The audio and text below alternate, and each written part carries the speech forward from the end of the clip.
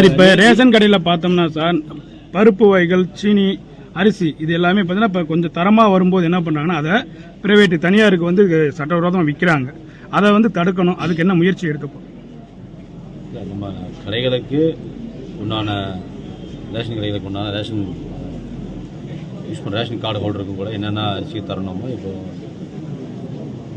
முதியோர்களுக்கும் 70 வயசுக்கு மேலே இருக்கிற மக்களுக்கெல்லாம் கூட தாய்மான ஸ்கீமில் 3 நாட்களில் எல்லா வீடாக போய் கொடுத்துருக்கோம். அது போல் எல்லாருக்கும் மக்களுக்கும் முன்னாடி தரமான பொருட்களை விநியோகம் பண்ணுறோம், கொடுக்குறோம்.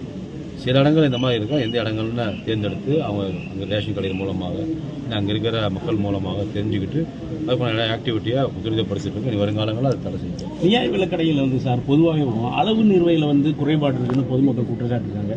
இது நெடுநாளாக இருக்குது. இதுக்கு எதுவும் நம்ம அரசு எதுவும் மறைக்கிறாங்க. இல்லை இப்போ என்ன பண்ணிட்டு இருக்கோம்னா எல்லா கடைகளையும் பார்த்தோம்னா கணினிமயமாக இருக்குது. எக்ஸாம்பிள் வெயிட் போடுற மிஷின்ஸ் கூட முதல்லலாம் தராசு மூலமாக போட்டோம். இப்போ தராசு இல்லாமல் ப்ளூடூத் மூலமாக கனெக்ட் பண்ணுற சிஸ்டம் கொண்டு வந்துருக்கோம். பில் போடும்போது பில் போடுற மிஷினுக்கு எதுவும் கனெக்டிவிட்டி இருக்கும். அதில் வெயிட் போட்ட பிறகு தான் பில் ஜென்ரேட் பண்ண முடியும். அதை கொஞ்சம் சிஸ்டமேட்டிக்காக கொண்டு வந்துட்டுருக்கோம். வருங்காலங்களில் இன்னும் துல்லியமாகவும் இருக்கிற ஒவ்வொரு ஒர்க்கருக்கும் கடைகளில் வேலை செய்கிற பணியாளர்களுக்கும் அவங்களையும் கூப்பிட்டு அவங்களுக்கும் மீட்டிங் போடுறோம்.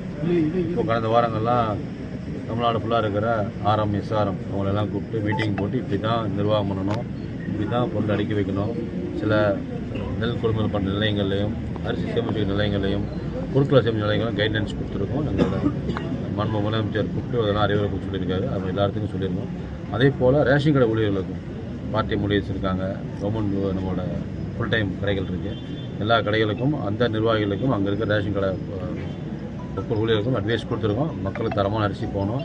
ரிசீவ் பண்ணும்போதே உங்களோட ஒரு அரிசி மூட்டை வருது, இல்லை சுகர் வருது, பருப்பு கொண்டு வராங்கன்னா அங்கேயே நிறுத்து வெயிட் லாஸ் ஆகாத அளவுக்கு இறக்க சொல்லி கொடுத்துருக்கோம். இங்கேயே நம்ம அனுப்புகிற இடங்கள்லேருந்து இங்கிருந்தே நம்ம ரேஷன் கடையில் போகிற மூட்டைகளே தரமான வெயிட் லாஸ் இல்லாத மூட்டை அனுப்ப சொல்லியிருக்கோம். எப்போ பண்ணிக்கிட்டு இருக்கோம். இனி வருங்காலங்களில் அதோட ஆக்டிவிட்டி இன்னும் கொஞ்சம் ஸ்ட்ரென்தன் பண்ணி மக்களுக்கு சொல்லிக் கொடுத்து நம்மளோட ஒர்க் பண்ணுறத சொல்லிக் கொடுத்து செய்தி பண்ணிடுவோம். சார் இந்த முல்லை பெரியார் அணையிலேருந்து விவசாயம் பண்ண முடியாமல் இப்போ வந்து விவசாயிகள் ரொம்ப சிரமத்தில் இருக்காங்க. இதே நம்ம தொடர்ந்து அப்படின்னா கடந்த ஆண்டு மாதிரி மழை காலத்தில் வந்து நெல் வந்து விளைஞ்சு வர நேரத்தில் மழையில் வந்து வடகிழக்கு பருவங்களை மாட்டிட்டாங்கன்னா அந்த நெற்பயிர் பூராமே ரொம்ப மோசமாக போயிடும். இப்போ வந்து முல்லைப்பெரியார் அணையில் 112 அடி 90 இருக்குது. இப்போ இன்னைக்கு தண்ணீர் திறந்து விட்டுருந்தாங்க அப்படின்னா விவசாயத்தை வந்து பாதுகாக்க முடியும். ஆனால் இந்த சூழலில் நம்ம அரசு புதிதாக ஏற்றதுக்கு அப்புறம் தண்ணி திறக்காது பொதுமக்கள் மத்தியிலையும் விவசாயிகள் மத்தியிலும் ஒரு அதிருப்தியாக இருக்குது சார். அதுக்கு என்ன? இல்லை, அதாவது எப்படி நம்ம வந்து மேகதாது ஏரியா பிரச்சனைகள்லையோ இல்லை கர்நாடகா தண்ணி வரணும் பிரச்சனைகள்லையோ முல்லை பெரியார்லையோ அங்கே இருக்கிற சில உத்தரவுகளை ஃபாலோ பண்ணி செய்யணும். எங்கெல்லாம் தண்ணீர் வரத்துக்கள் இருக்கோ எங்கெல்லாம் பண்ண முடியுமோ அங்கேருந்து தண்ணீரை வாங்கி மக்களுக்கு உண்டான வாழ்வாதாரங்களுக்கு உண்டான நெல் பயிரிடுறதுக்கோ நெல் ஃபார்மர்ஸுக்கு பண்ணணும். குறிப்பாக சில இடங்களில் நம்மளோட டெல்டா மாவட்டங்களாகட்டும் இல்லை இருக்கிற நம்மளோட மற்ற பகுதிகள் முல்லை பெரியார் ஏரியாவில் இருக்கிற பிரச்சனை இதாக இருக்கும்.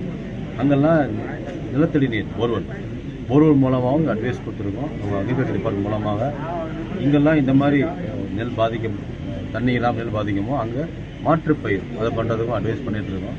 அந்தந்த துறைகள் மூலமாக நம்மளோட அக்ரிகல்ச்சர் துறைகள், நம்மளோட சிவில் சப்ளைஸ், நம்மளோட துறைகள் ஒவ்வொரு டிபார்ட்மெண்ட் மூலமாகவும் கோஆப்ரேட்டிவ் மூலம் எல்லா இடங்களும் சொல்லி எங்கெல்லாம் தண்ணீர் பற்றாக்குறையோ மாற்றுப்பயிர்களுக்கும் எங்கெல்லாம் தண்ணீர் இருக்கோ எங்கெல்லாம் நம்மளோட அரிசி பண்ண நெல் பயிரிட்டுருக்கோம் அந்த இடத்துல போர்வெல் மூலமாக தண்ணி கொடுக்குறதுக்கும் முயற்சி பண்ணிகிட்ருக்கோம். மற்ற ஏரியாவில் மற்ற கவர்மெண்ட்டு கூடயும் அதுக்கு மாண்பு முதலமைச்சர் அவர்கள் மற்ற கவர்மெண்ட்லேயும் பேசி அதுக்குண்டான முறைகளையும் வருங்காலங்களில் எங்கெல்லாம் டிஃபிகல்ட் இருக்கோ எங்கெல்லாம் ஃபார்மருக்கு பிரச்சனைகள் இருக்கோ அதெல்லாம் சுமூகமாக துரிதமாக பண்ணிக்கிறோம். Okay sir. அரசுக்கு விவசாயிகளுக்கு அரசு வந்து பார்த்தீங்கன்னா அதுக்கு தான் இங்கே வந்தோம்னா இங்கே வரும்போது நம்மளோட டிபார்ட்மெண்ட் பேசிட்டு இருந்தோம். ஆரம்பிட்ட பேசணும். இங்கே இருக்கிறத 15 தற்காலிகம் கொள்முதல் நிலையங்கள் இருக்குது, டெம்பரரி டிவிசிஸ் இருக்குது. இதில் கொள்முதல் பண்ணுற 14,600 14,620 மெட்ரிக் டன் இங்கே நம்ம வந்து கொள்முதல் பண்ணுறோம் நெல் மட்டும் இந்த சீசனில். இனி வருங்காலம் கொஞ்சம் ஸ்டோரேஜ் ஸ்பேஸ் கிரியேட் பண்ணுற சுச்சுவேஷனில் பெர்மனெண்ட் டிவிசி அதை பெர்மனெண்ட் கொள்முதல் ப்ரிப்பேர் பண்ணிக்கிட்டு இருக்கோம், ஒர்க் அவுட் பண்ணிகிட்டு இருக்கோம்.